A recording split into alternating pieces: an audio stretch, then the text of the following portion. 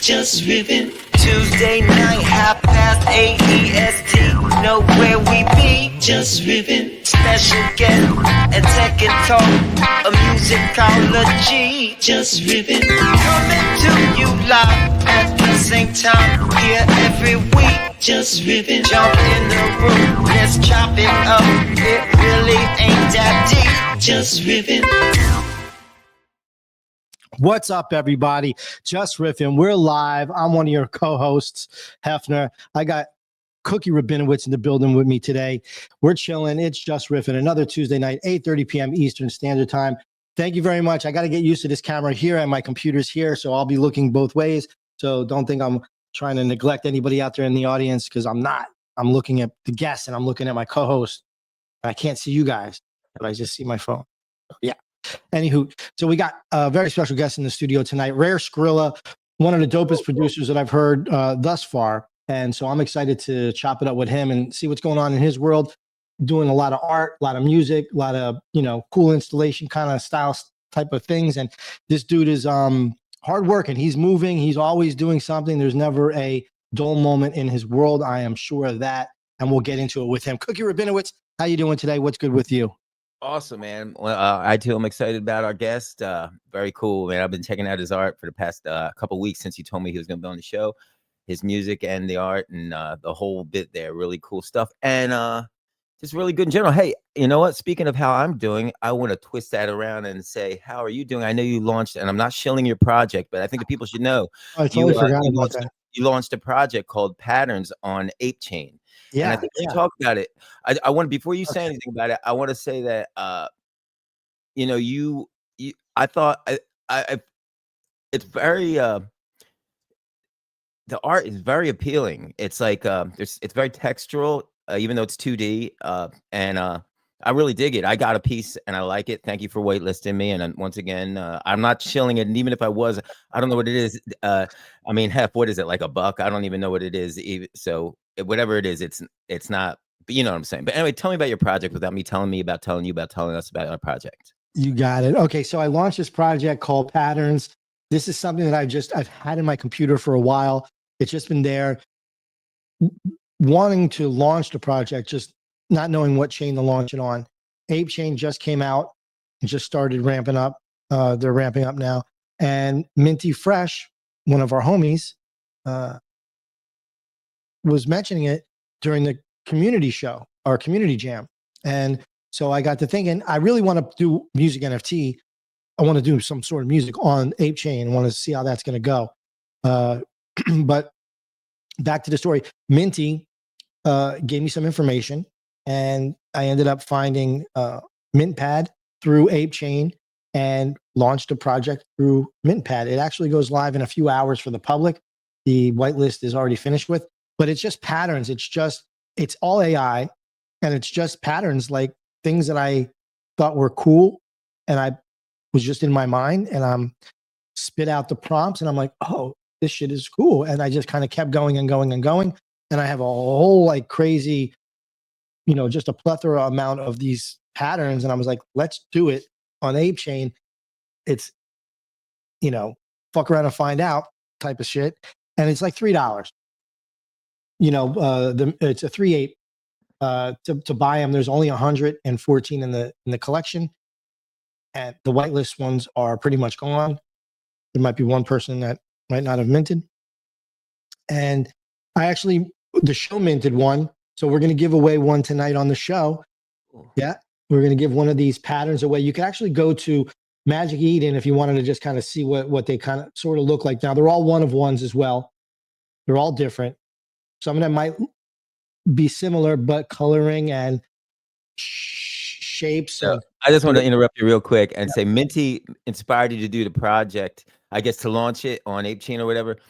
But because of that, he deserves, and he did. He got the coolest one. I just want to put it out there. He got the coolest one. He definitely got the coolest one. Yeah. So I'll tell everybody So most of these are all, you'll see some of them are relatable in shapes, and you'll see certain patterns and stuff. But the one that Minty Fresh minted, number 2, is these lines. And this was an mental inspiration, because I used to live in Los Angeles, and I forget the name of the hotel. They've changed names several times.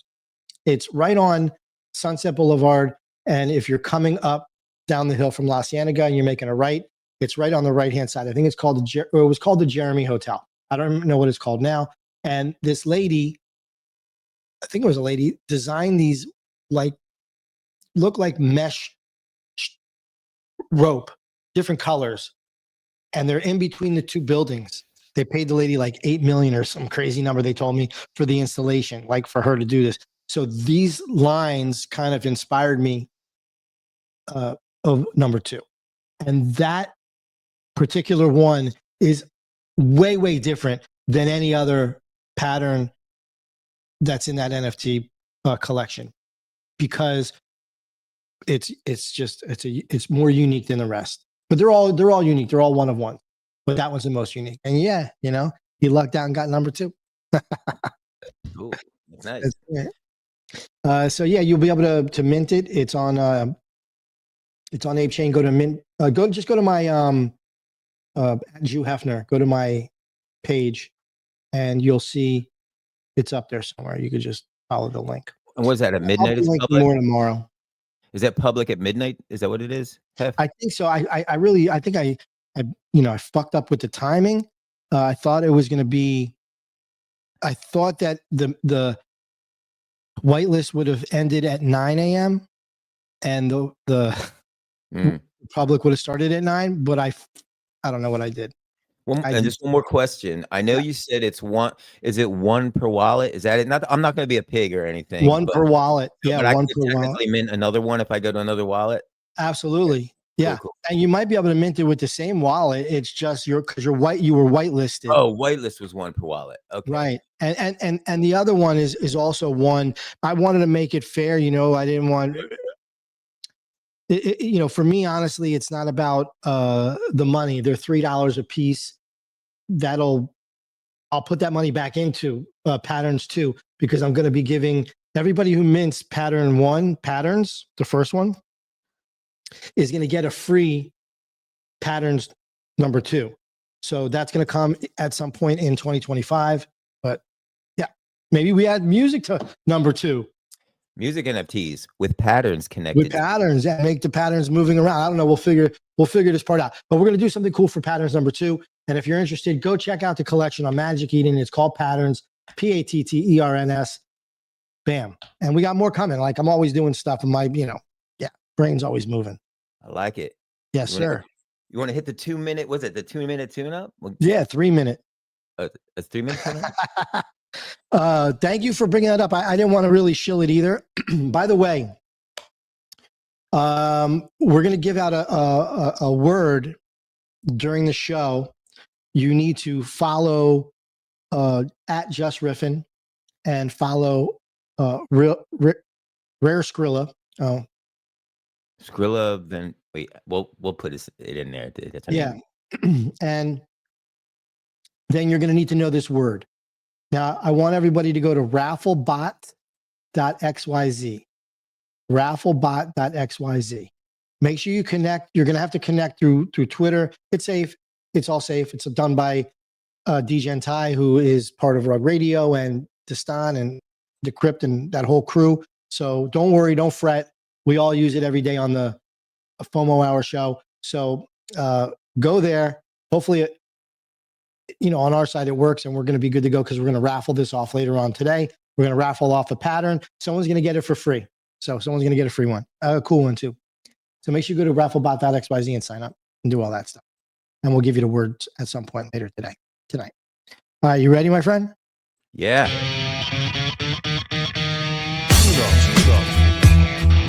The 2-minute tune-up, where Hefner and J6 have 2 minutes exactly to respond to each other's topic of the week. Jus Riffin. Okay. You got 2 minutes. I got it. Hang on one second. I left up Line Trash. By the way, Line Trash did some really cool art per usual, which is here, of Rare Scrilla. Rare Scrilla sometimes is wearing the mask. Today, he could be or could not be. We don't know yet. as soon as he rolls up with his posse. His posse's deep, I heard. Pretty big. He's a big deal. So the artwork is done by Line Trash. Thank you again, Line Trash. We appreciate you, dude, and love you. So yeah. By the way, everybody, the artwork you see here too, Line Trash has been doing artwork for all of our flyers, and we're going to be that's going to become a collection also. All one of ones. We're going to auction them off. We don't know when or what chain it's going to be on. If things go well with Ape Chain, maybe we keep it on Ape Chain. I'm not sure, but yeah, we're going to be raffling these off at a later time. So stay tuned for that too. Yeah. Thank you everybody for being here. This is Jus Riffin, Tuesdays, 8:30 p.m. Eastern Standard Time. Cookie Rabinowitz is here. We're going to go with the 2-minute tune-up. All right. We were talking to our guest right before the show, and he actually gave me the idea for this topic. And the topic is anonymity, pseudo-anonymity.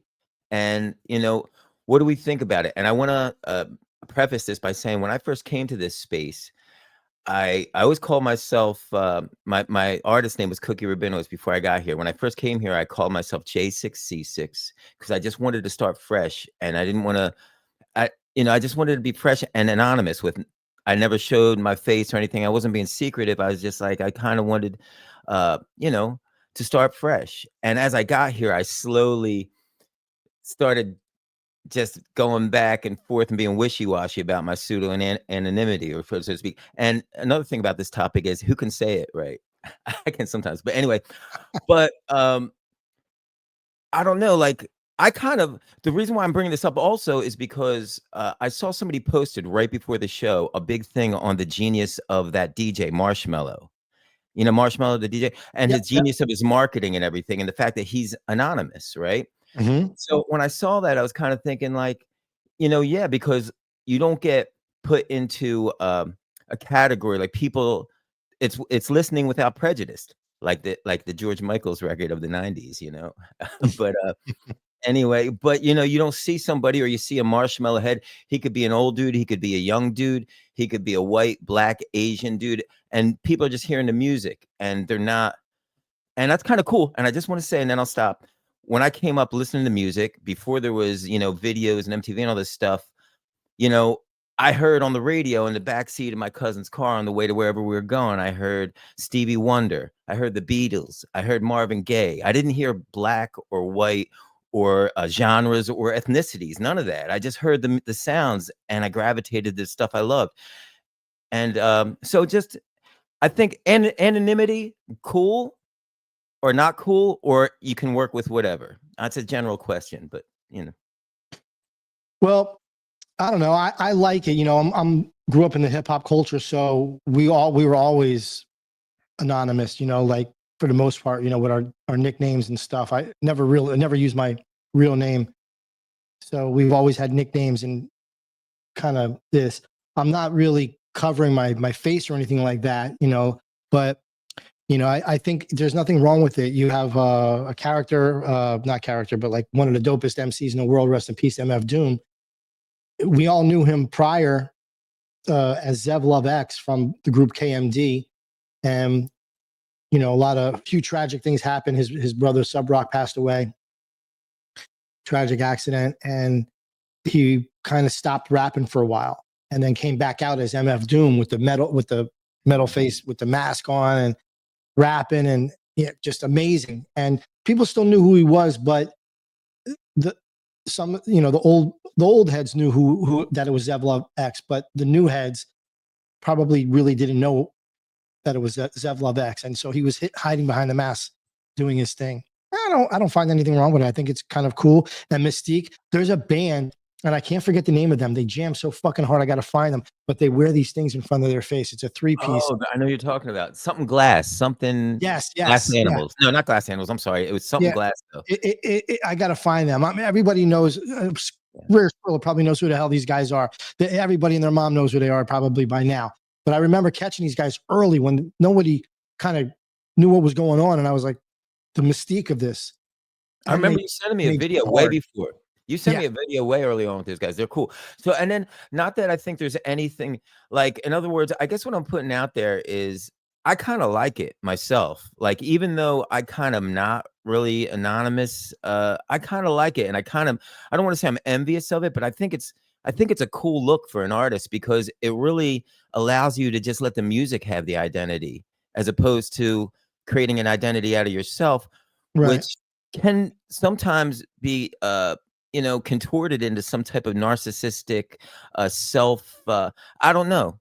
I don't know, but and not that it's all that either, but there's something really liberating about saying, "Hey, this is just the music over here, and you can call it whatever you want, and you don't have to know who's making it." I like it, man. Yeah. So we're dealing with some sort of technical difficulty now. I just am seeing we're having an issue with looks like YouTube, having trouble with YouTube. It says that the maybe an issue on YouTube, and well, keep trying and they'll let you know when it's resolved. Please check YouTube to ensure that the stream looks okay. And if this continues for a while, try recreating a new live stream. So let me check it. Let me check everybody and see what's going on real quick before we keep moving. Oh, I'm not sure what happened, but if anybody's out there in TV land, let me know in the chat if you guys are seeing any issues on YouTube. It does say it's live. Oh boy, always something. This is the first time this has ever happened though. If you want to go on with the show, Hef, and then I'm gonna look on my phone to see if it's there, and I'll. Yeah, no, it's up. So I don't know, like I don't know. StreamYard is saying that there's something wrong, but and then Line Trash says rugged, but Twitter is all good. Okay, so Too Far Gone says Twitter's all good. Thank you very much, everybody, for hanging tight with us. On YouTube and on Twitter and Twitcher. Thank you, everybody, for being here. This is Jus Riffin. We do it every Tuesday night, 8:30 p.m. Eastern Standard Time. I'm one of your co-hosts, Hefner, and we got Cookie Rabinowitz here. So let's get into it. You want to bring up Rare Scrilla? You want to bring them up, and let's start chopping it up. All right. So this gentleman here, this guy, this dude is one of the rarest in our community of Web3 and of music. He's been doing music and been making beats and been in the world of music for quite a while. Let's welcome to the stage, everybody, Jus Riffin. Let's give him a warm welcome, everybody. Rare Scrilla.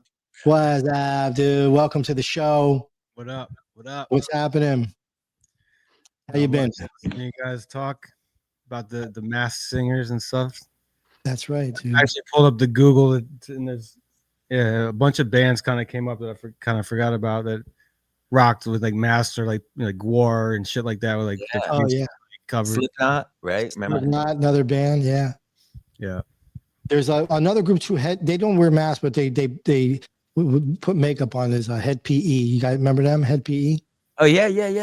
PE or Heat PE? In the club. I forget which ones though. They just popped in my head. Those guys. So Rare Scrilla, welcome to Jus Riffin. Yo, thanks for having me. Appreciate it. Absolutely. Thank you for hanging out with us and spending some time. So let's start. Like, where are you from, by the way? Where'd you grow up? Northern Virginia, DC area for the most part. Yeah. Okay. A little East Coast, because I could hear that East Coast vibe in the beats, you know? Yeah, definitely. I was living, there's a lot of go-go influence in the DC scene, and definitely like punk and stuff like that.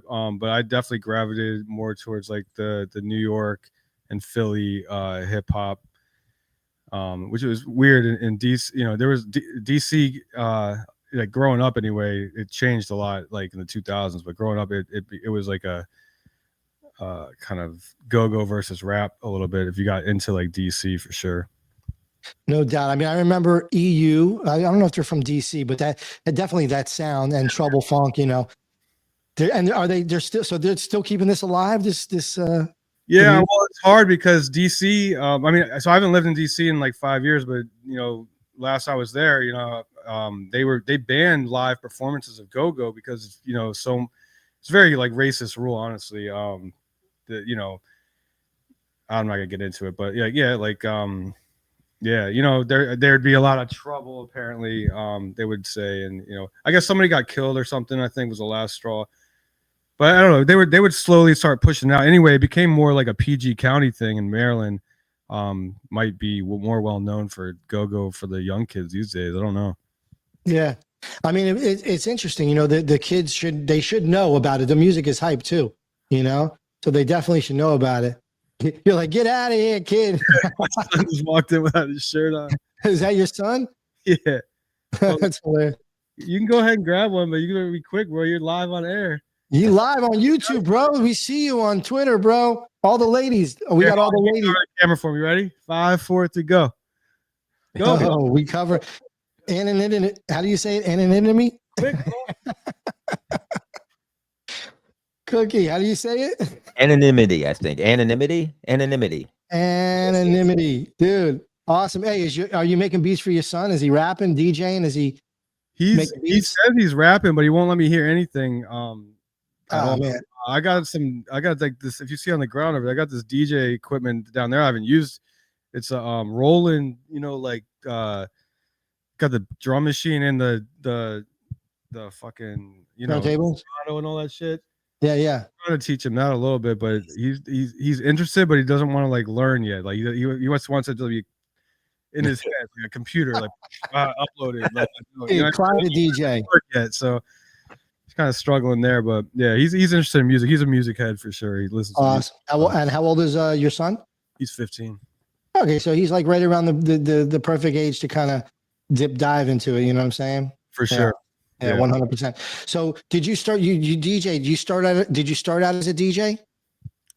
Yeah, you know, I went through different phases. I think I really started out like dancing, like break dancing. I wasn't like or anything, but like you know, when I was like a young kid. I mean, I remember when I moved. I actually lived in Florida when I was really little, and I moved to Virginia, and I taught my second grade class how to break dance and like do the windmill and do the backspin, basically. You know what I mean?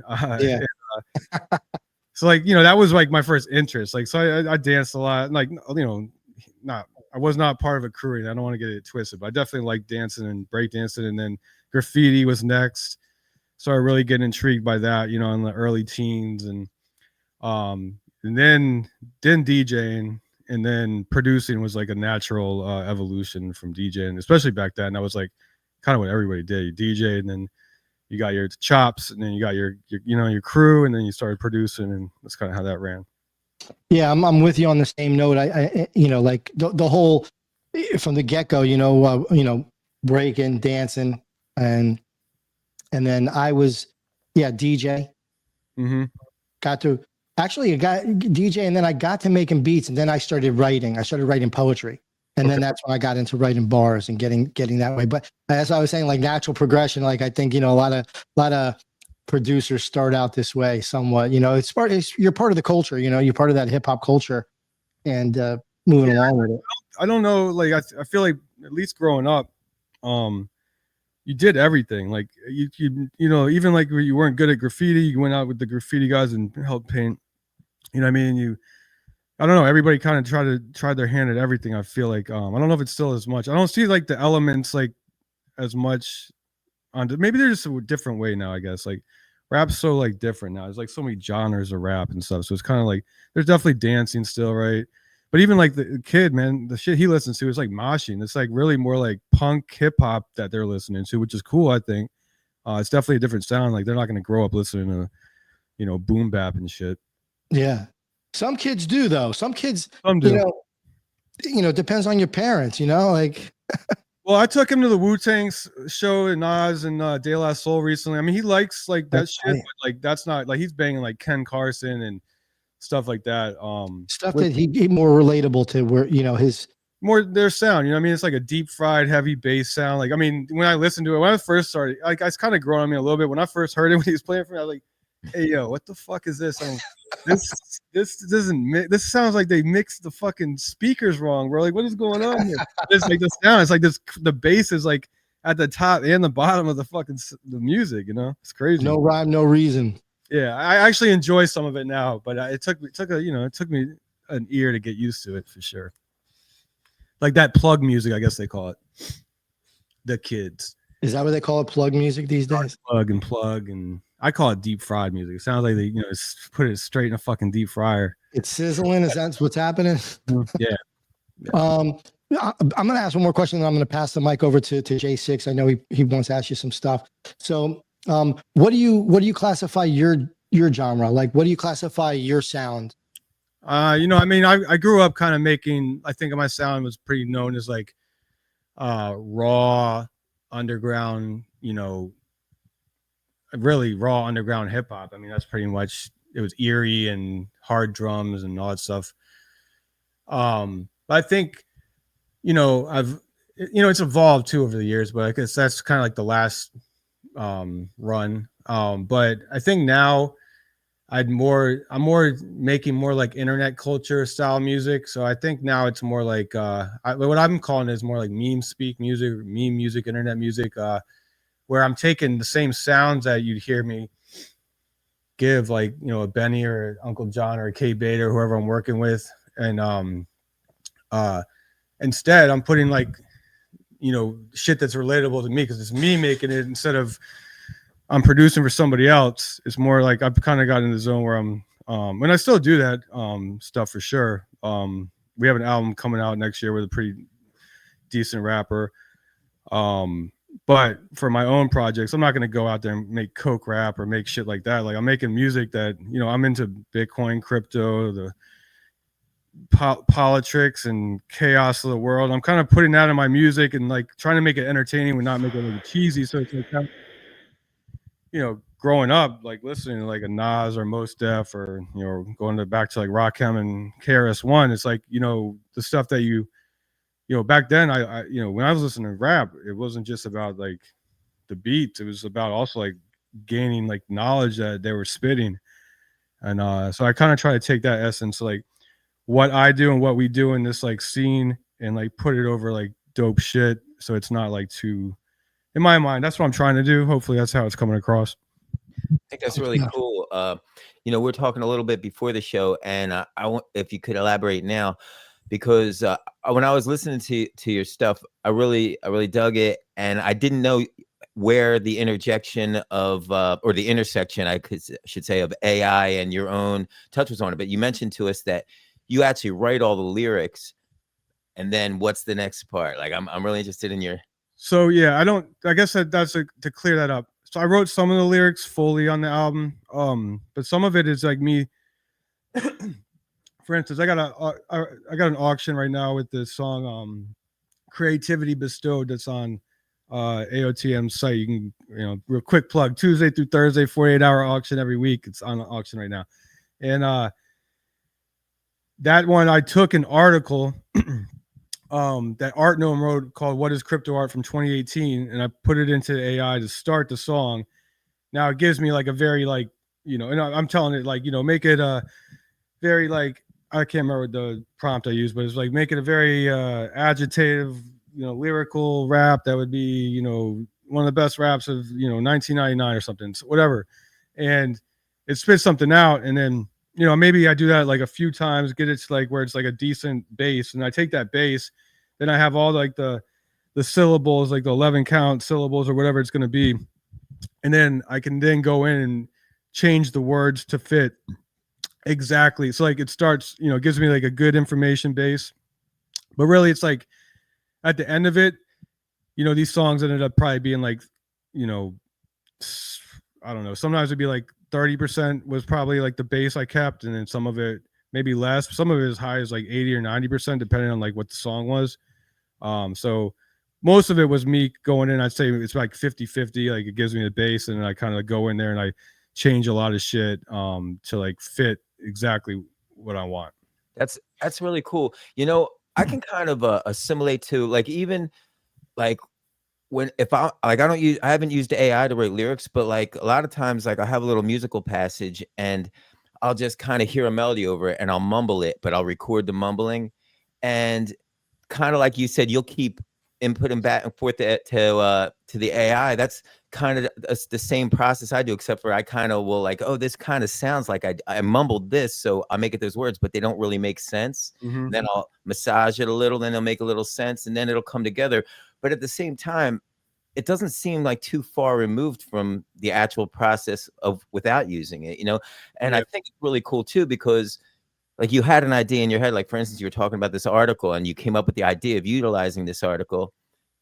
So it Yeah, it's really, kind of a way I think of like preserving, and like I really am big on derivatives. Like I think the more derivatives you have of the Genesis piece, it gives more lore, story, and ultimately probably value to that.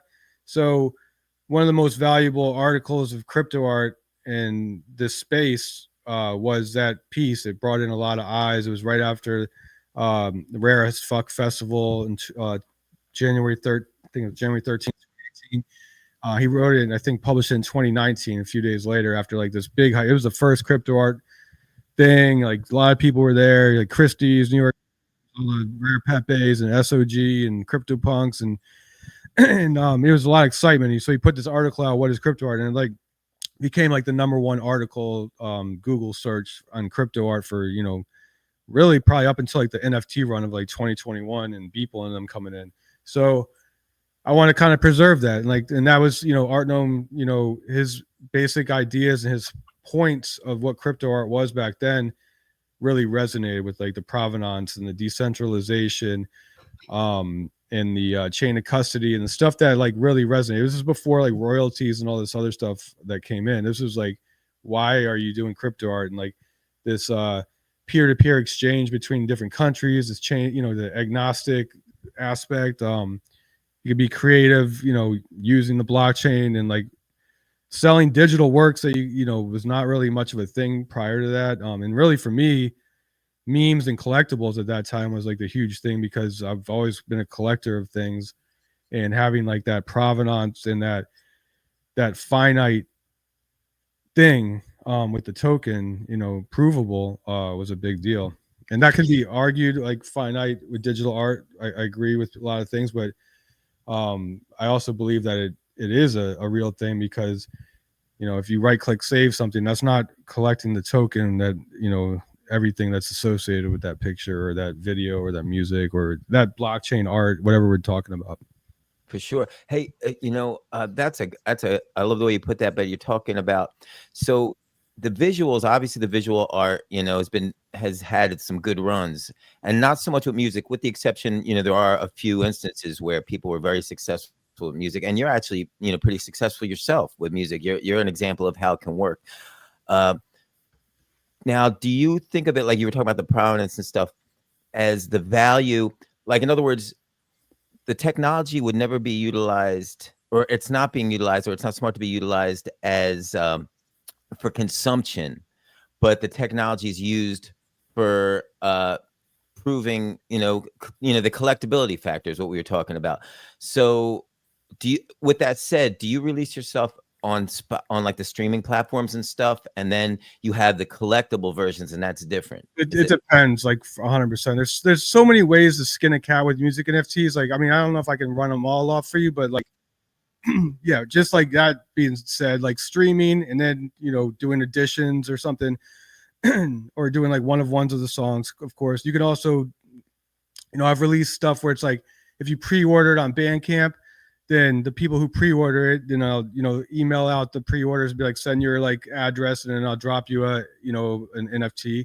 I've done things where it's like sharing the video or on Instagram and Twitter. So I did like a test back in the day, like where I paid a Twitter ad and an Instagram ad, and I had the XCP token, and it's called a proof of share token. I was basically like, everybody who shares this video and then you'll get this token, blah blah blah. It's called Can't Smoke a Bitcoin, and it was for a song I made called Can't Smoke a Bitcoin back in 2018. And you know, after that was done, like, you know, I paid like, you know, a bunch of money for Twitter and Instagram, and like only like $50 for the making the, no, it was even less. It was like a few bucks to make the token and send it all out, because like an XCP you can send it like all on a mass send, like with all the addresses. And you know, it was like a first proof kind of for me, like, you know, that worked. Like people wanted these tokens, they wanted like the provenance of showing they were part of something, right? So like, it's not, you know, like the DJ Pepe token was like a utility token back when we were playing with utility stuff. Like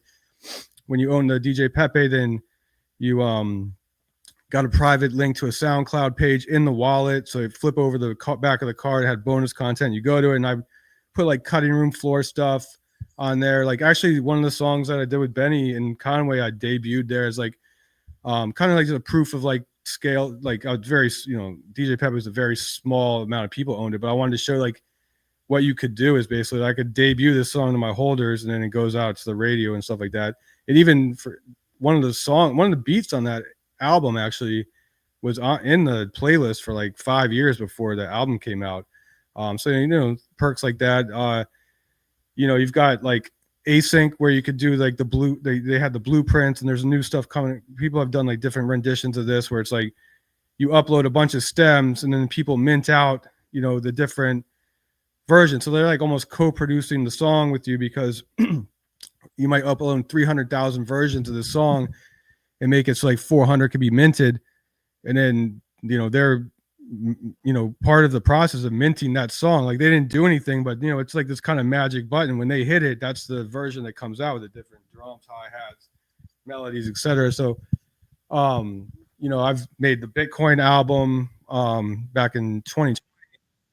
Did vinyl for that, and you know, I put that in ordinals. Like when ordinals first launched, I put the music into ordinals, like in the first like 1,500 ordinals, because it just clicked to me like, yo, this is a perfect place for this Bitcoin music to live on everybody's node as long as, you know, Bitcoin and the witness block is going. So to me, like when people say music NFTs, like I don't, and it's like with art too, but I'm very passionate in the fact that you can do so many different things with music NFTs, not just one way to do music NFTs for sure. That's right. When you, I'm getting a little echo here. When you started with music, obviously there was no blockchain yet. Then you get involved with the blockchain and you're doing music. When was it at that point that clicked in your mind that you wanted to dabble into the blockchain? What made you go that route opposed to pushing yourself the other route, which is more traditional and it's more everything physical? Now, I know you mentioned also that, you know, you did something with the vinyl, because, you know, we always try and conjure up all these cool things that you can do with the blockchain and music to get your fans involved. Mm-hmm. But I really want to know, like, what pushed you and brought you into the aspect of actually utilizing the blockchain and then realizing that the blockchain was going to be useful. I mean, it's funny enough is because the reason I really got into Bitcoin, like I had discovered Bitcoin with some friends back in like 2012, 13. And we were like going to start this kind of like Craigslist thing for Bitcoin, and, you know, the price skyrocketing. We're like, oh, fucking, we lost. It went up like $200. We're like, oh crap. You know, and, but then it was the Silk Road, discovering like the Silk Road and like what that was about. So I made an album, started in early 2013 about the Silk Road and released it in 2014. And that really got me down the path of like what Bitcoin was and like what was going on, before it was all very surface level, like just seeing headlines. And when I finished the album, I wanted to sell it for Bitcoin. And so that was my first road, is like, it wasn't, you know, I really had like needed a use case because I had a kid. I was living in, at this point in time, I was actually living in my music studio. I had a studio, and I had, you know, just broken up with the girl, and like I had me and my kid like sharing, you know, I'm sleeping in the mic booth, you know, with a bed in there, you know, in a half kitchen and stuff like that. So like I was on the grind, like trying to figure out, yeah, what's next. Like I had run record labels, you know, very like, you know, underground type shit where it's like we're just breaking even at the most. So that's when I, you know, when I found out about Bitcoin, I was like, I understood it. I got into it. And, you know, so that's what got me into it. Then in 2016, well, in 2015, I heard about Spells of Genesis and people kind of using the blockchain for things, and Ethereum had come out, and they're like, you know, you can go and use your fucking toaster to mine Ethereum while you're at work and all this weird shit, you know, very pie in the sky shit. And, well, whatever, it clicked, and XCP was counterparty was one of the things, XCP and like Mastercoin and Ethereum, but really XCP and Ethereum were the two. And SOG came out on that, Spells of Genesis, but I wasn't really into like Magic the Trading. I didn't really understand that kind of, it wasn't really my thing. When the Rare Pepes came out shortly after, like the creators were able to create these things. It wasn't just like a company creating them, and like anybody could create these things. I learned about them within like the first like few releases. and they were like Garbage Pail Kids kind of thing. And they, they just spoke to me. I was into memes already. So, and they were about Bitcoin, like celebrities kind of like making fun of them and poking fun. And I mean, that spoke to me right away. And as soon as I got in, within like, a month or so, we were discussing like, how can we attach music to this? And I mean, right away, we were just like, how can, we're doing art, we're doing memes. Like we were trying everything, t-shirts, like, we were all the utility stuff, all the really like, it's kind of crazy. But like I spent like 6 or 7 months, didn't cut my hair, or I grew a crazy beard. And I was all in on like this technology that we were doing with this joking, like meme shit.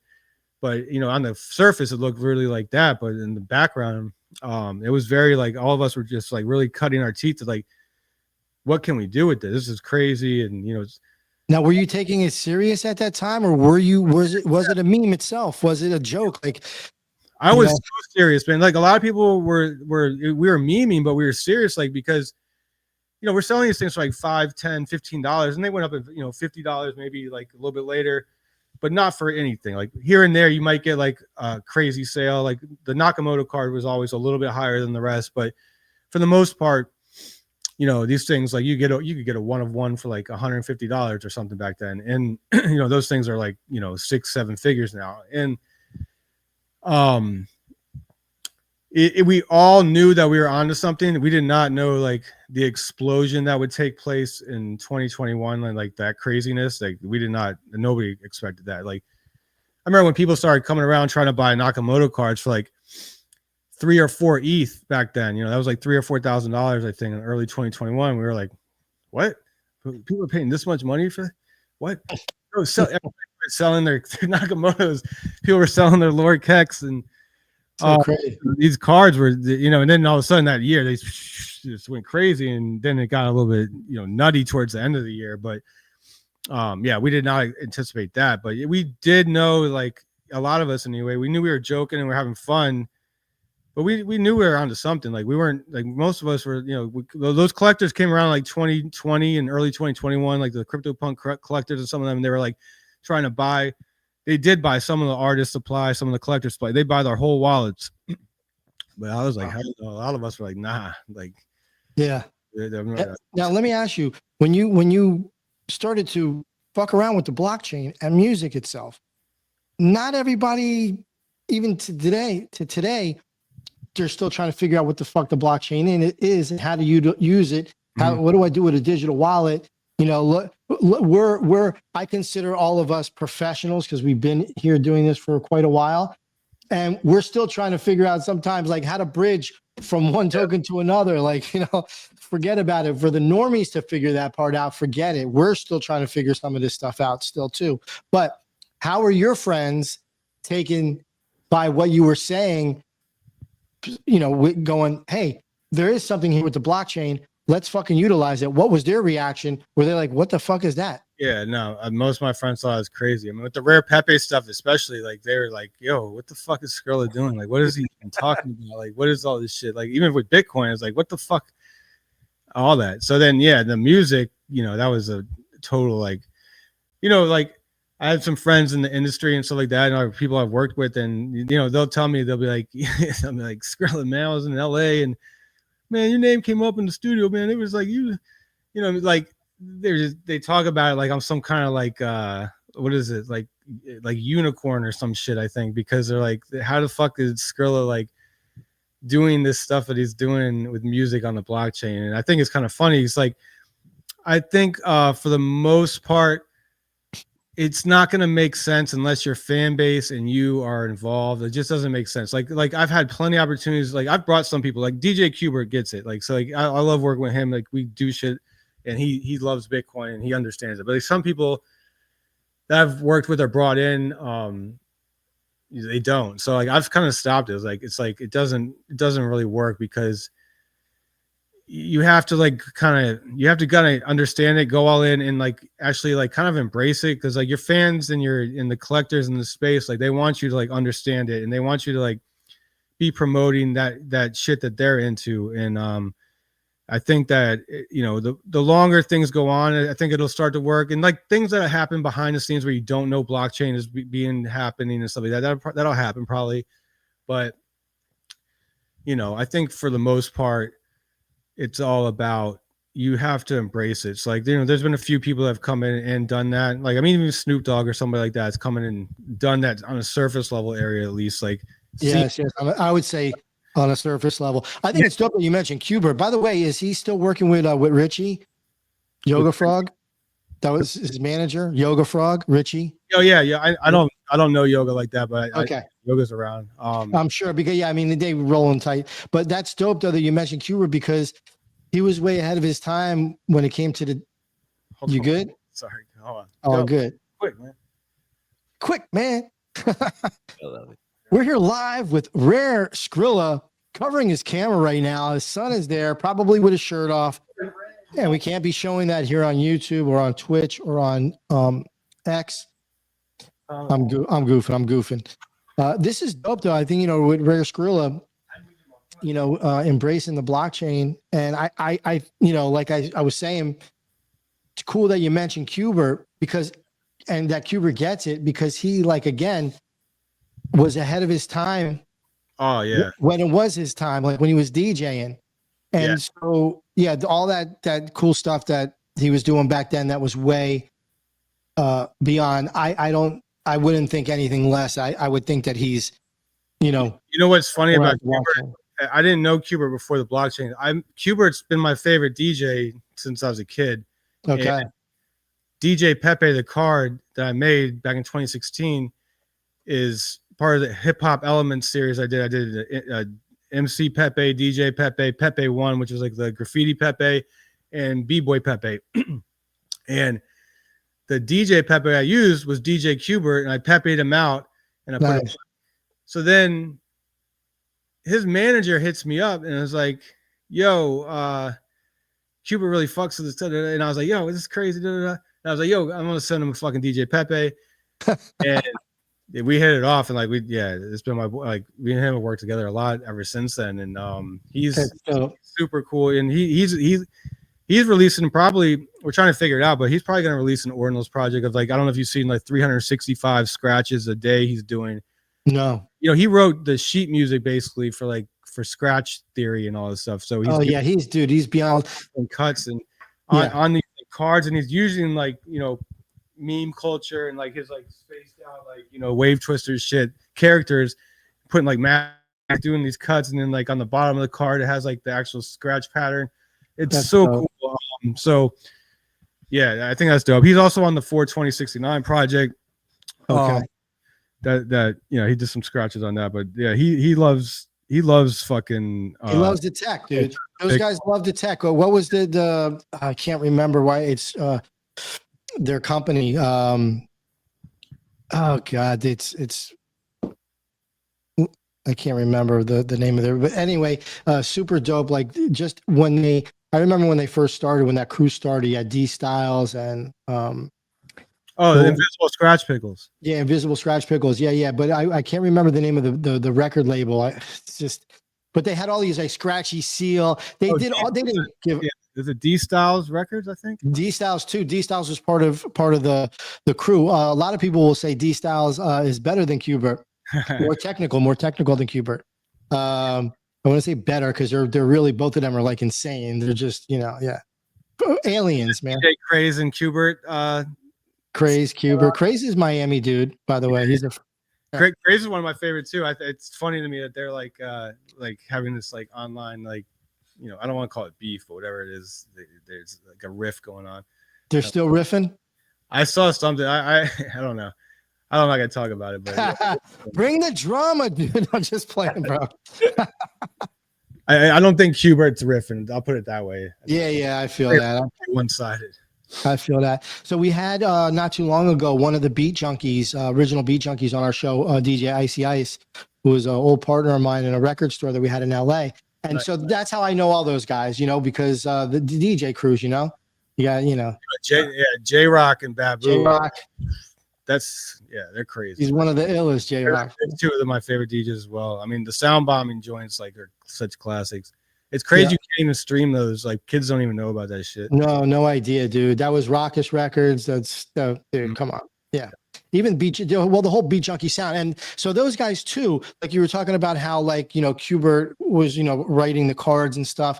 They actually, the Beat Junkies started a DJ Academy, Yep. you know, and I think that stuff to me is great. Like you're each one teach one, right? So this is to me fantastic, and they should be everywhere for the kids to learn. You know, you got how you were saying, like, are the elements still going? You know, like, yeah, there's still people writing. Yeah. They're just not mainstream anymore, I guess. Not mainstream, right? Yeah. And back in the day, every video would have dancers, graffiti, and MCing, DJing. Like you'd have all the elements in the videos. That you don't see that anymore. Definitely don't. And you don't see good videos anymore. You just don't see them. They're everything's so fast. You know, you don't see like the actual, like a cool like storyline. It's content. Yeah, it's content over the creations mostly. Yeah, I mean, a few here and there definitely come out, but for your videos, how are you conceptually? How do you conceptualize on them? So for these videos with the 42069, you know, I've actually just sent them out to like different people, like make videos, go ham. So the one video I did for the Satoshi Nakamoto joint, that one, I traveled to Tennessee and shot it at the museum, the Bitcoin museum, but I'm not in that video. Somebody played that character. I guess I'm in it doing the graffiti and a little bit on it, but you know, that was like my friend Sean. He's a fucking sick producer director. I've worked with him for like 20 years. So he came out and did that. And then a couple of the other one, Mr. Beef. I loved his like crypto videos that he's put out over the last like year or two. And they're funny as shit. And I was like, yo, you want to do a video? And he's like, hell yeah. So, you know, he signed up to do the Book of Keck. And then there's a few other videos I got out there that are coming from people. I'm like, you know, you just want to riff on this. And I have no idea what they're going to send back. So it's like, this is really like, you know, a community driven project. Like the music is mine. But for the art, like the same thing, I wasn't like, yo, it has to be like this. All I said was just make that shit square. Like it can be animated or not. Make it look like a cover art that you see for this song. And so it's cool, like the versions that are coming out and coming back to me. You know, it's very much like I wanted it to be like a community thing. Like, you know, I have 24 other artists working on this. I have, you know, 7 or 8 video people working on it. I got I got a weed strain coming out and they're doing the packaging for it. You know, they're crypto artists. You have weed, send it over. Yeah, so I'm not going to have actual weed. I'm just it's legal for me to make seeds and package them up. So that's what I'm doing, the seeds. So hopefully people grow it and then we can run a cannabis cup next year for 42069. But yeah, I got some professional growers that I'm good friends with that hooked me up for this one.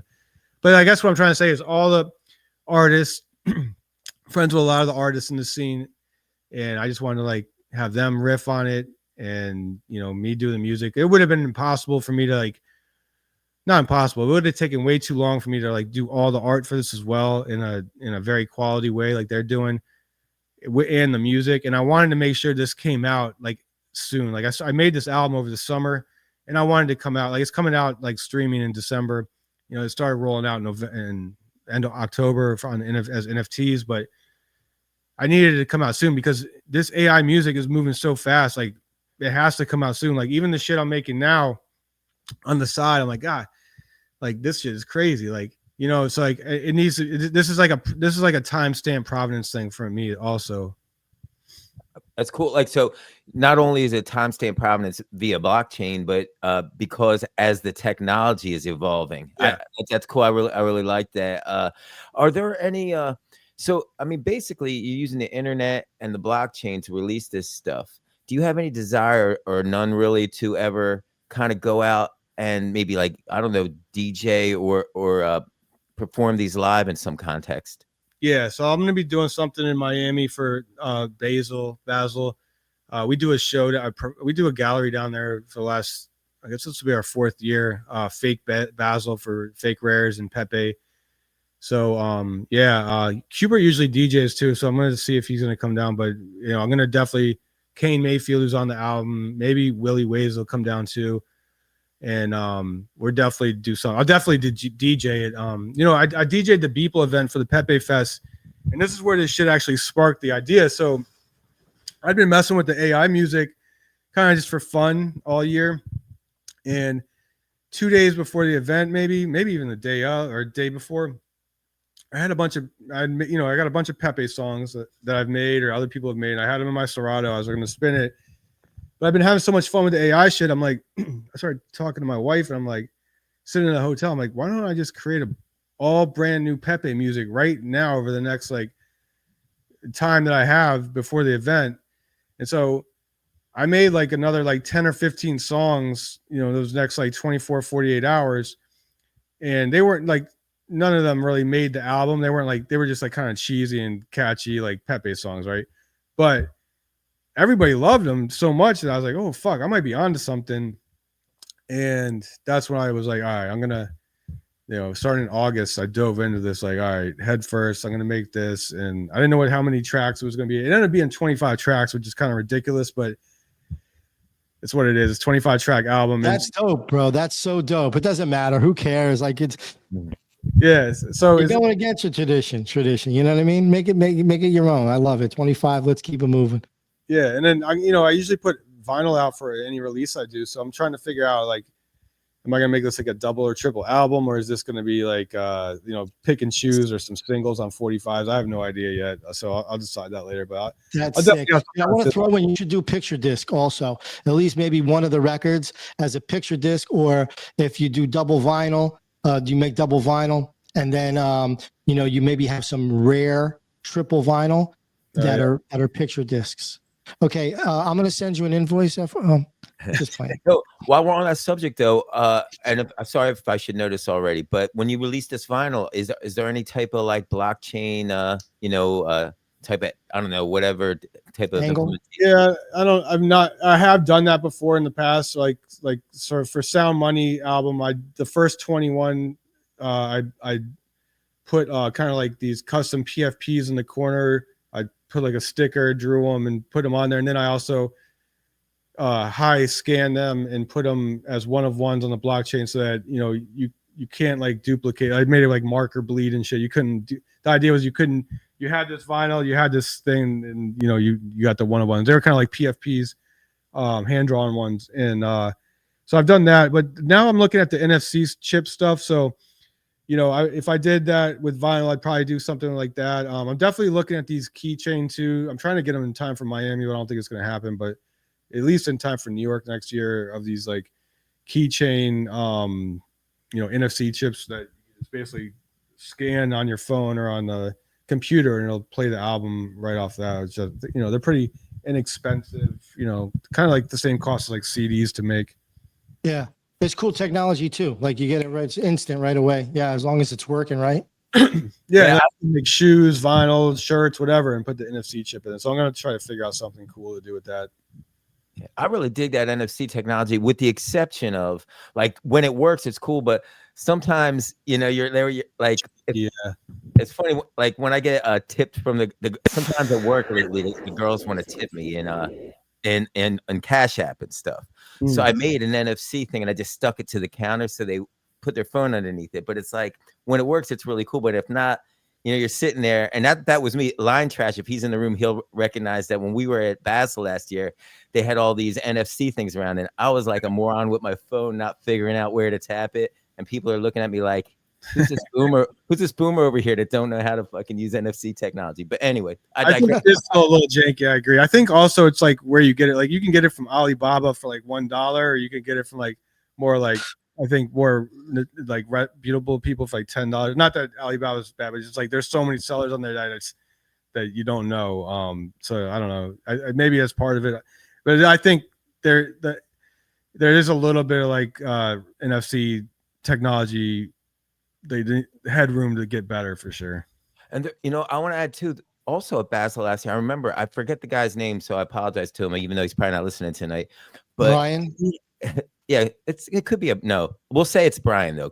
It's a guy named Brian possibly, but he had this cool app on his phone where basically any picture you kind of pre-programmed would work as a QRC code. So I thought that was kind of neat too. So like you could have your art as a sticker and then people scan it, but then I don't know what kind of app, or if they do it through Instagram or Artivive or something like that.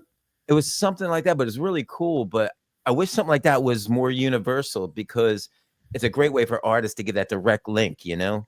Yeah, and I think on that point, like maybe just take it a little further. What I think is going to happen in the next 5-10 years, like I almost will bet the house on it that all music releases, it's not going to be a music release. It's going to be a multimedia like experience, including art, video, like metaverse stuff. Like I really think like there's going to be a whole new like way of music being released that we're not even seeing yet. And I'm trying to like put my finger to the pulse on that as much as possible to try to figure out what that's going to be. But I definitely like the content creation is getting so fast and quick.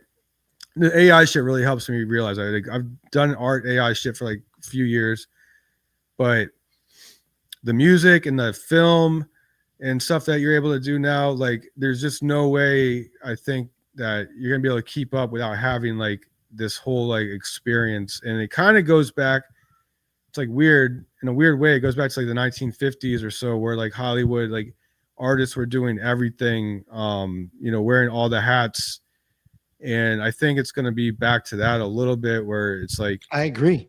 Yeah. It's like, I think it needs to go back to that. Quite honestly, I think it needs to go back to more grassroots shit, because it's got out of control, because of, like all these social media things, and everything's so quick and fast paced and people just running over each other. I think it does need to go back to street team style stuff. It needs to go back to that grassroots IRL, in your face, mixed with the tech, mixed with this technology that we have at our fingertips, and utilize all that. But actually, we're human, we're real. Yeah, mix it all together. Yeah, let me interject real quick. Do you think, because what you're saying right here, I mean, I feel it too, and we all kind of do with the technology.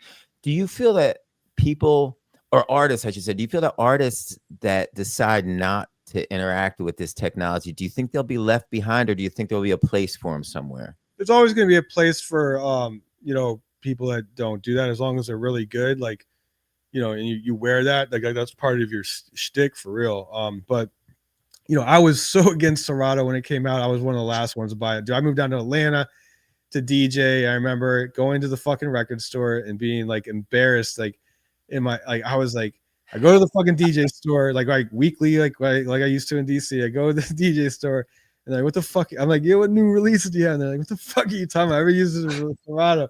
And I'm like, oh fuck me. And I had to go learn Serato. And I was like, I'd see my friends doing it, but I'm like, fuck that, like vinyl only motherfuckers. And I'm never gonna be that guy. I ate the crow so bad with Serato, like back in the day. Like it made me really think, like, do not ever underestimate technology and embrace it, or you're gonna get left behind 100%. That's right. For the most part, there's gonna be like, there's gonna be people that for sure are gonna wear that and be like that guy, and they're gonna, they could be really good at that as well. Like somebody like on an NPC that's just live drumming and like somebody like that. All the power. I seen a kid the other day, incredible. I hope they keep doing that. Like I want that, but I think also you just just like as like Fruity Loops came out and people were like, fucking kids are making this shit on a computer. Like, no, bro. Like it's just what comes out, the sound for the most part. Now, like live shit, like we're talking about like live DJing, guitar playing, stuff like that.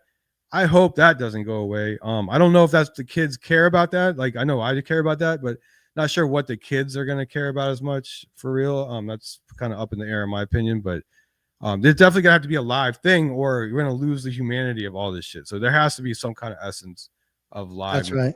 Humanness. Do you know this this person, that's Sun Music? You familiar with Dat Sun Music? I don't think so. I was on Instagram, which I'm never on. I actually pulled all my shit because I don't use it.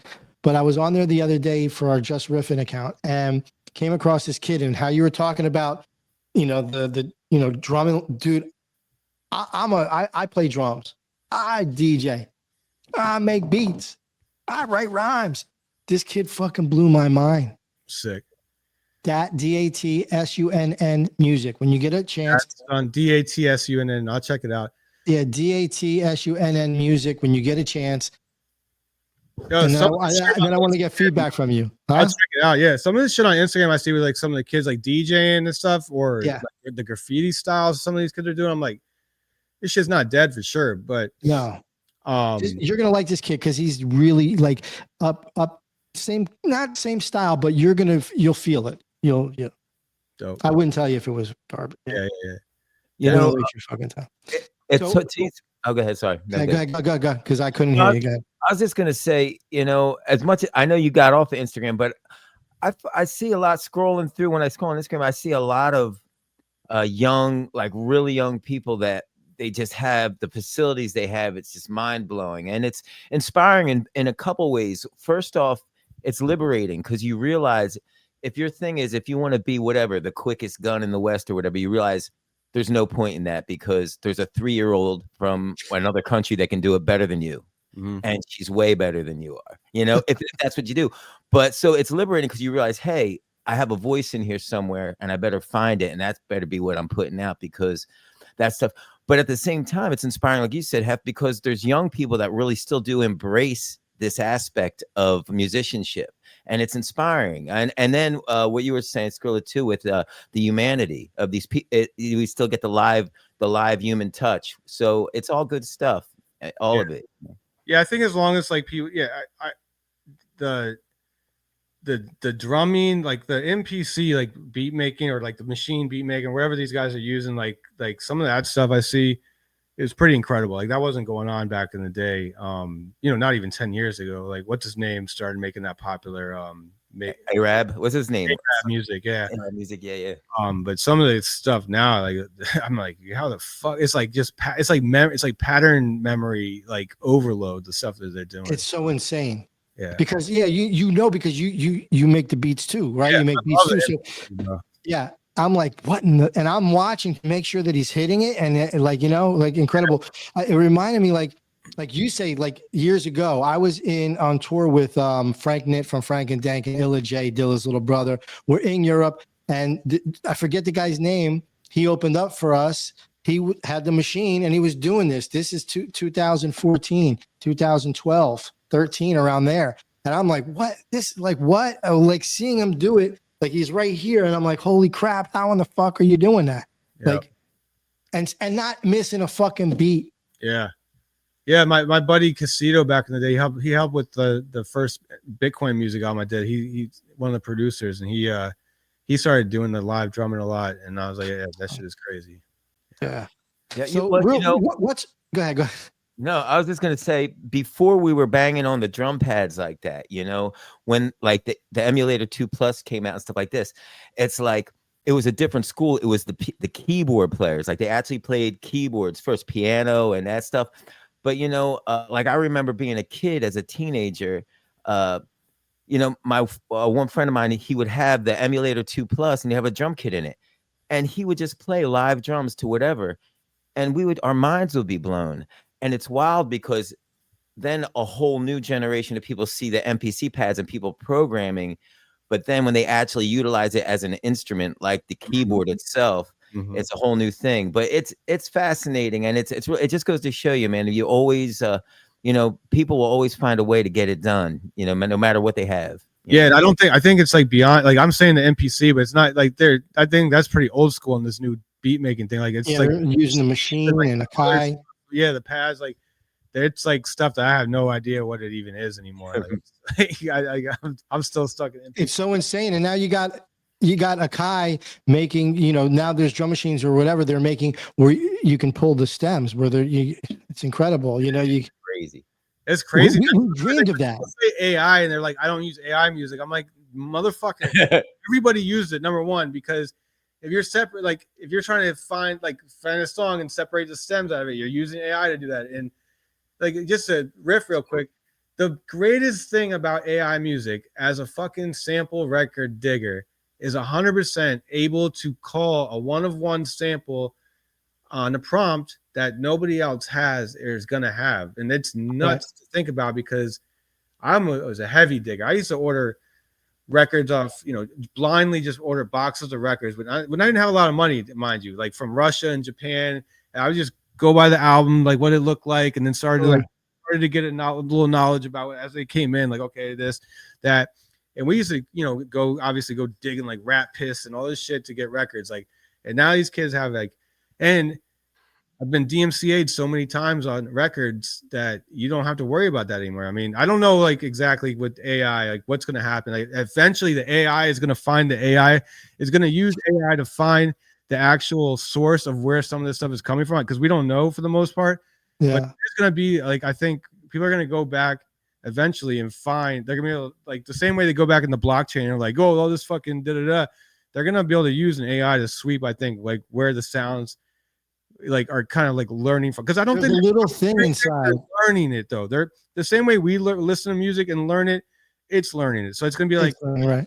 I think it's gonna be like the influences. Like I don't want to say what it is, but like it's gonna be like this is like influenced by like Marvin Gaye. This is influenced by Drake.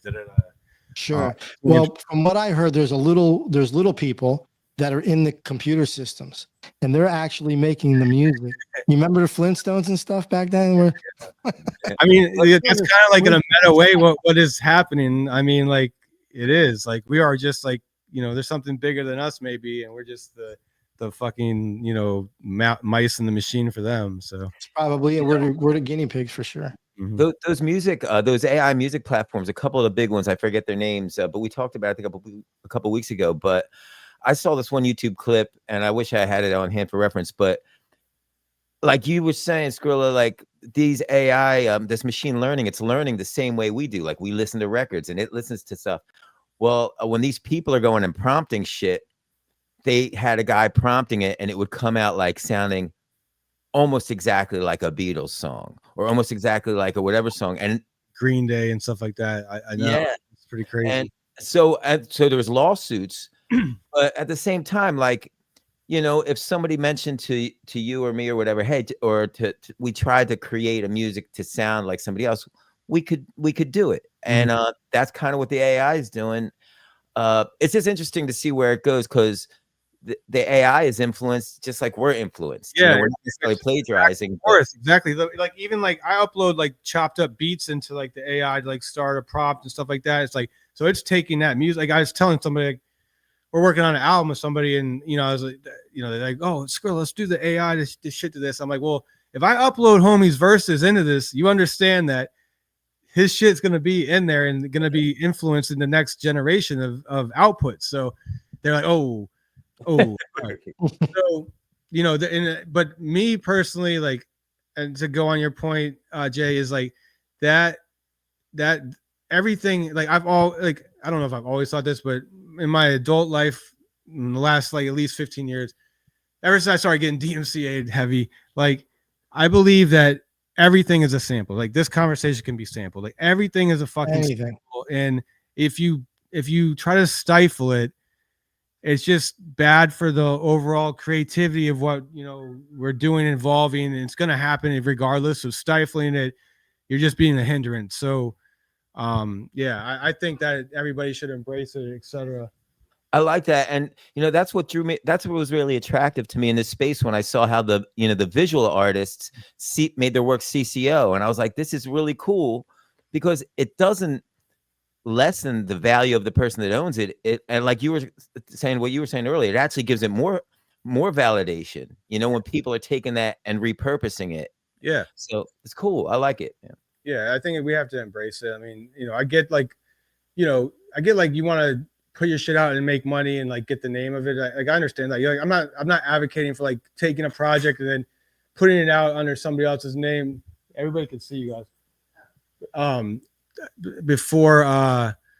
Before you put it out and stuff like that. Like I'm not advocating for that at all. I think there's obviously the creativity of the curating and everything that the person is making, the art and music, or wherever it is, writing, they should have that opportunity to do that. But then I think after that, it should be pretty like it's a sample. You just have to know that anything can be sampled. And well, I guess he's not going to be on.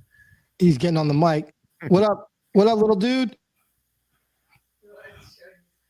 Hey, you gonna drop some bars for us? Some baby bars? Baby bars.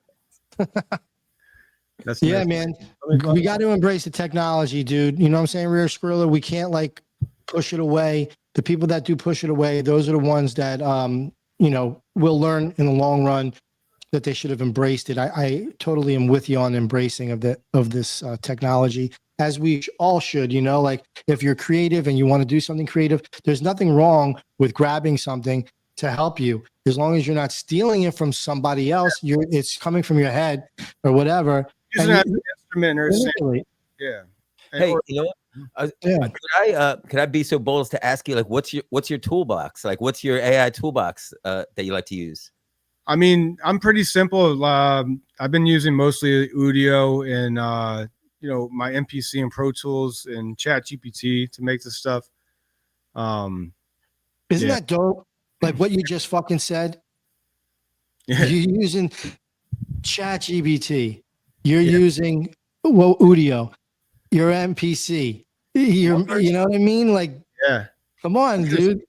Yeah, it's a different. Right? I never would have thought that this would be what I'm doing. You know what I mean? Like, it's crazy. It doesn't come up in conversation like this. Like, what do you? I got a Vestex. I got two Technique 1200s. I got an MPC. I got an ASR 10. Bro, my turntables are lonely as shit, bro. Like, I feel bad. Like, I haven't even like I used to be like, even like just meditative scratching like every day, and I haven't done that. I moved into this house like a year ago. I've barely been on the turntable. I feel bad about it because I used to get on there, bro. Get back on there and hook them up. They were literally like I left. I hope they work. From the DJ party for like 2 months. I finally went back up and grabbed them because I forgot them when I left. You're like, fuck, forgot them, bro. It seems like such an hassle now, bro. I'm like, God damn. Like, I know that's not the right way to be thinking about it, but yeah. Dude, Scrilla wanted to carry a 80-pound crate of records when he could have just brought a flash drive to the party. You know what I mean? I'm with you though, because I'm purist too. I hated it in the beginning as well. I want to know, while we're talking about the future and technology and everything, what does the future hold for Rare Scrilla? What's coming? I know you have a book coming. You got some music coming. Yeah, let's talk about that. What's cooking? So yeah, I got the main thing right now is the 42069 album. Every there's a 48-hour auction Tuesday through Thursday, noon to noon Eastern. Every week since October, late October through I think December 14th. Where can people find that? That's at aotm.gallery. If you go to my Twitter at Scrilla Ventura, I'm tweeting about it a lot. I actually, it's crazy. Like I signed up for this, myself. It made this kind of happen, but I'm an idiot because like I got like 8 or 9 weeks of auctions every week, and it's fucking anxiety filled because like having an auction. Wait, which chain is this that you're doing this on? These are on Ethereum, and it's on ETH. Okay. Yeah, and it's I do auction. Like that's how I sell most of my work is no reserve auctions. For even my physical work, etc. I think it's like a great way to like do it. It's just like a free reign. Like who wants it? These ones I'm starting at 0.169, very cheap. I actually wanted to start them higher because like I really believe in this project, but it's like this, people that show up are going to be rewarded as they collect it. They've ranged from like 0.169 to 0.88 ETH, I think.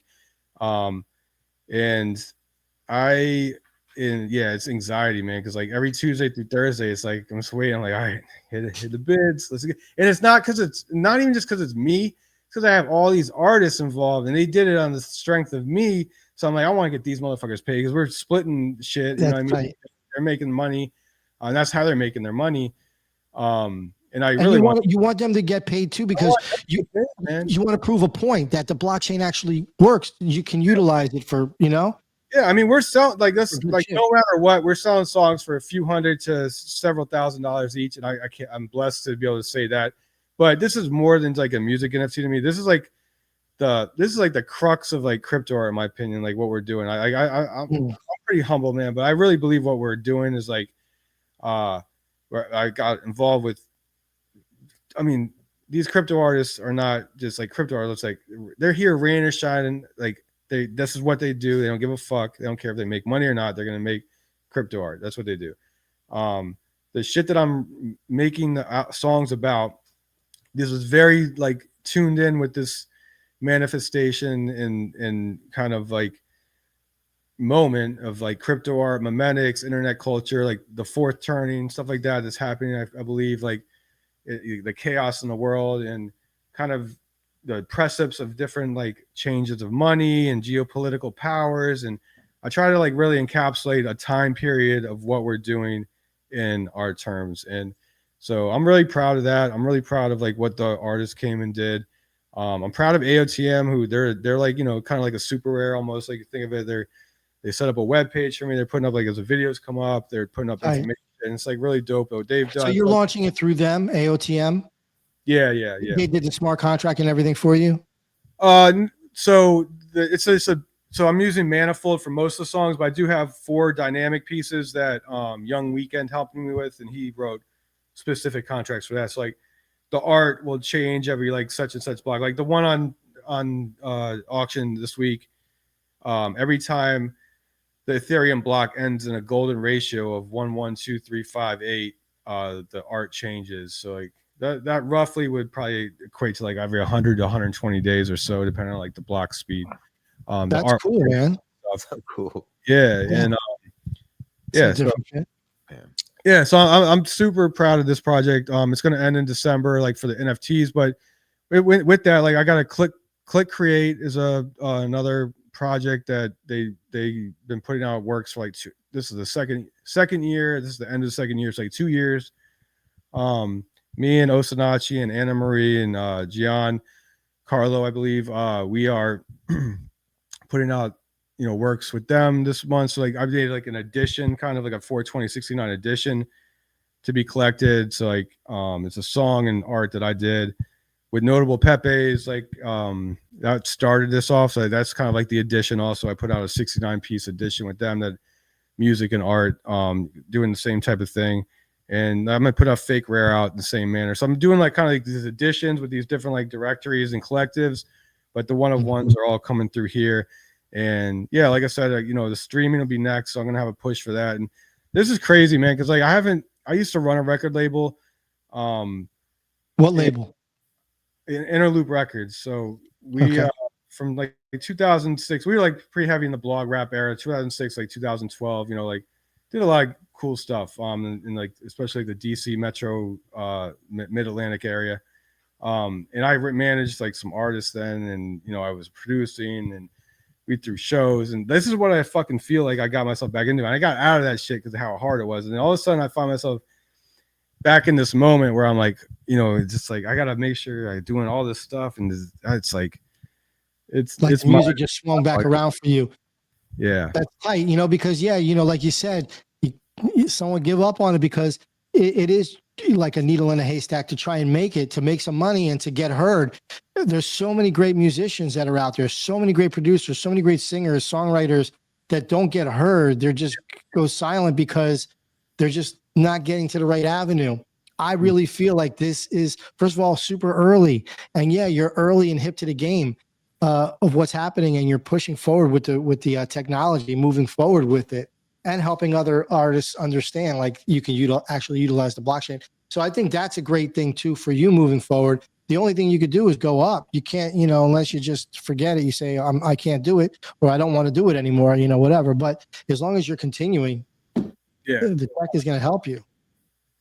For me, it's really just a fun experience. Like I'm kind of joking about the complaint. It's a lot of work, but I love, like I if I'm not working and moving, I'm really not any good at life. So I mean, it's what I got myself into it because I know I can handle it, and it's fun. And That's awesome. I appreciate the words. Like I hope that is part of it. And on top of that, we have I have the book coming out. So at Basel, I'm gonna have so I did a meme project at the beginning of the year, which I spent all 2023 making, and then we released it as Ordinal Collection in March or April of 2024. And you know, that got distributed, sold out, and then I made a book, 210 editions with all the memes, you know, hand-drawn memes in there. And I put a couple of bonus ones on there. Yeah, these right here. And yeah, this is my first book, man. I put out vinyl, right? Now I got a book, and it feels good, man. Like that's dope, dude. Wait, yeah. Is the vinyl with the book, and then like, you know, you have like a ding, turn to the next page, ding. Oh no, I wish. Again, that's another idea. Don't worry, dude. You're gonna get like 10 invoices by the time we're done with the show. I got a really cool box for the book. So, but shout out to Kane Mayfield. He put me in touch with the box guys. I was actually going to start distributing the book. I had them for like a month. Shout out to Subterranean for fucking helping me with this and Skype. But I have had the books for a while. And I was going to start distributing them on Scarcity last week or 2 weeks ago. And I was talking to one of the guys from Bitcoin Art House who helped me put out the ones originally. He's like, dude, how are you going to, like, you need the packaging and shit. And I was like, oh, fuck, you're right. These got to, like, look good as they open. You got to have, like, a box. You got to have, like, I think it through. Yeah, you yeah. want it to be right? Yeah, and this is not my wheelhouse. So I'm, like, really flying by the seat of my pants on this one. But, yeah, happy with it. I'll have him in Basel. If you have one of the ones, I'm giving a book to those guys or girls. And then down at Basel, I'm going to be selling hopefully some of the remainder of them. And okay. Do you know where you're going to be at now in Basel? Do you know like the location or anything, or you haven't gotten that yet? Yeah, I got the location. All right, let us know, and then also let us know when it comes down, when it's time. We'll come and check you out too, J6 and I, because I'm already here. I'm camping out. Miami? Huh? You're in Miami? Yeah, I'm camping out because I heard it's really hard to get into the Rug Radio R House. So I'm sleeping. I'm just joking. Yeah. I live down here, bro. We had a party at the Rug Radio House 2 years ago or last year for last year. Oh, at the R House. What was your party? I don't know. It was at one of the mansion parties. I came down for it on Sunday, the last day. But yeah, it was mostly like we had like the hallway decked out with all the Pepe art, and then it was most chill party vibes. But yeah, it wasn't like most of our parties like Pepe music and all Pepe'd out. This one was more just like Rug Radio kind of friendly, like Pepe's. Yeah. But this like you come down to Wynwood, like it'll be in Wynwood, right? Cool. Kind of there the same spot for a while, but right by the Bitcoin or the graffiti museum and all that stuff. But it's a cool venue. We're gonna have physical art. Have DJ. We'll have live paintings. We'll have food. Some drink. Performance too. Yeah, it'll be a little performance. We did the Rug Radio 2 years ago. I think we did the Rug Radio like broadcast from there as well. With Farouk and those guys. So we've had a pretty good events there. It always kind of ends up being the chill out spot from like all the action. Like people just kind of come and like just want to like not get into all the da. It's just like chill fucking vibes, and we don't charge. It's not chaos. It's control. I guess controlled chaos. Yeah, there's a point to be there. This year's going to be bigger than last year. This year's going to be great. J6 and I are actually stepping in there. We're curating the entertainment aspect of the R House for Rug Radio this year. So that's going to be, we're trying to figure out the live performance thing because, can't have a whole full on band. It's like just too crazy, but we'll have dope ass DJs, the Love Below DJs that are from Miami. They'll all be down there chilling. And so it should be fun. Definitely. But we're going to come check you out. And see what's going on with your party. It's always good to get out and about. For sure. I want to ask you, we're getting close towards the end here, but you work with Benny the Butcher, right? From Griselda. You've worked with a plethora of MCs and different type of artists. First of all, Griselda, I love those guys because they're real. It's like I had sent you like MOP. It reminds me of that, like Brownsville, like just real talk, no fluff. And you could tell by the way that they rhyme, that they're passionate and they actually live the stories that they're telling, somewhat of it, or they've seen it, they've been there, they've experienced that. It's not no BS. It's not ChatGPT. It's them, But Benny the Butcher, one of the MCs from Griselda, tell me, how did this come about?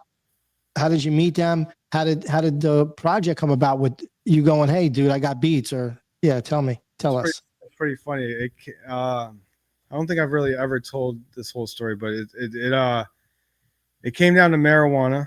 A friend of mine was serving them, I think, in a show in the Bay, and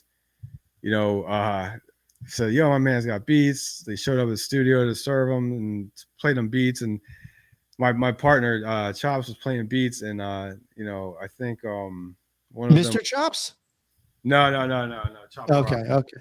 And one of them was like, "This ain't you. Get the fuck out of here!" Like, who? What are you talking? This is definitely me.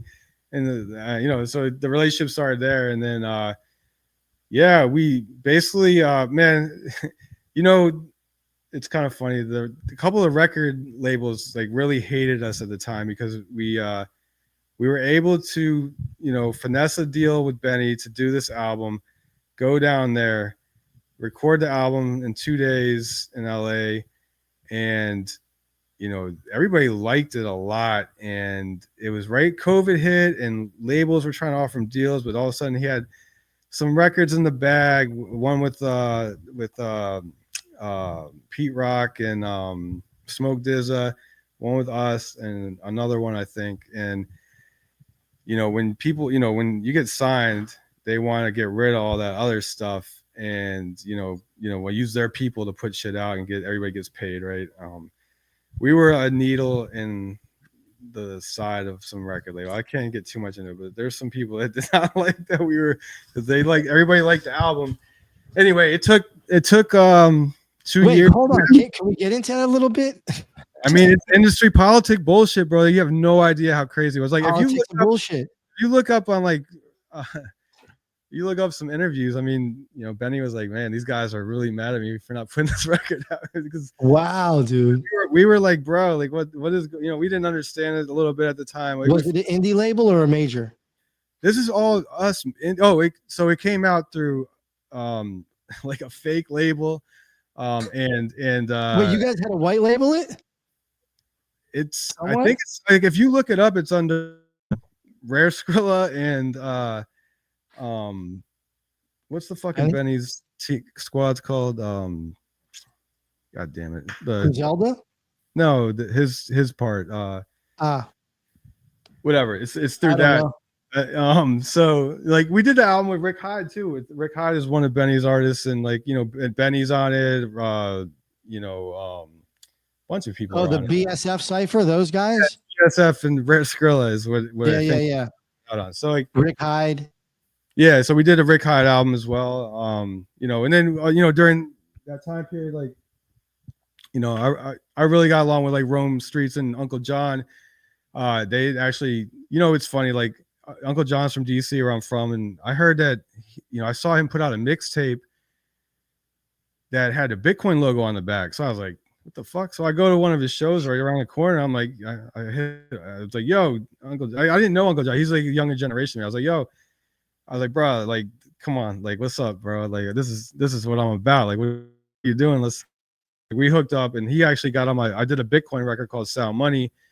And then I saw, Rome Streets I was listening to, and I saw Rome Streets start dropping like knowledge about like the dark web and shit in his records. And I was like, yo, and I knew Uncle John and Rome did a record together at that time. So I was like, yo, what's up? So he puts me in touch with Rome. Rome gets on the Bitcoin record. And then I was like, yo, why don't we just do a fucking album? These joints are crazy. They're like, yeah, let's fucking do it. So like, we just knocked that out over a while. And actually we went and recorded the majority of that record in New York City in April of COVID 2020. It was nuts because nobody was like, I'd never seen New York like this. Like, we went and shot videos on the Brooklyn Bridge and shit. Like, there's nobody out there.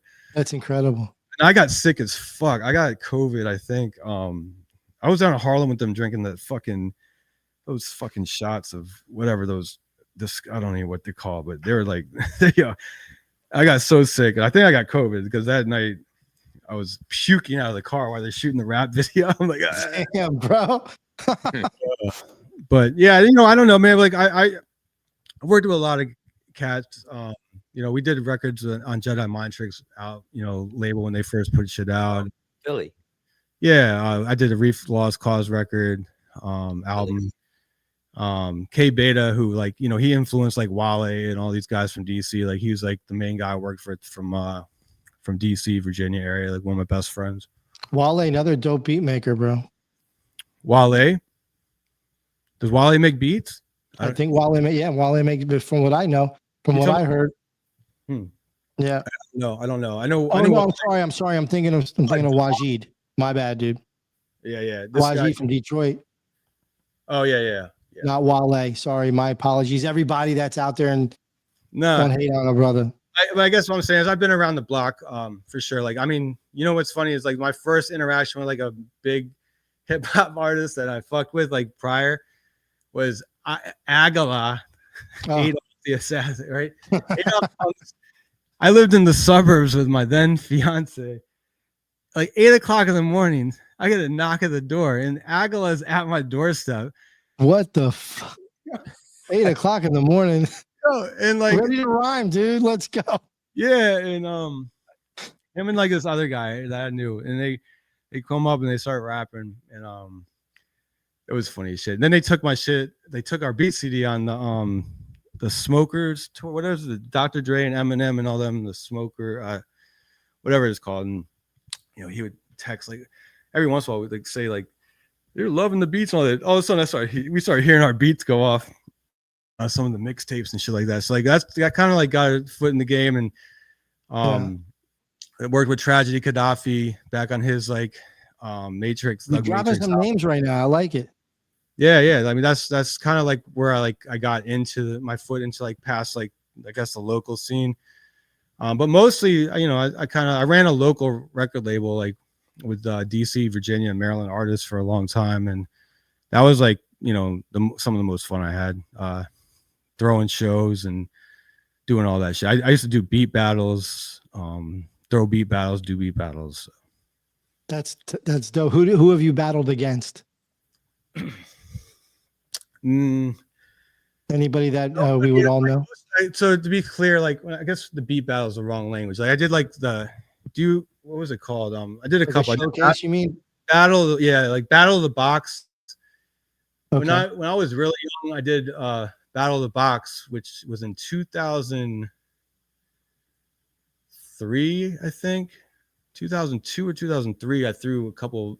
I had a record, and you know, this is before like the internet. Really, I mean, the internet was there, but was it 2000? Might have been 2002 or 3. Yeah. Anyway, I took it to like Kev Brown, who nobody knew Kev Brown at that time. He had just made it too, dude. I drove it to his house. I haven't heard that name in a minute.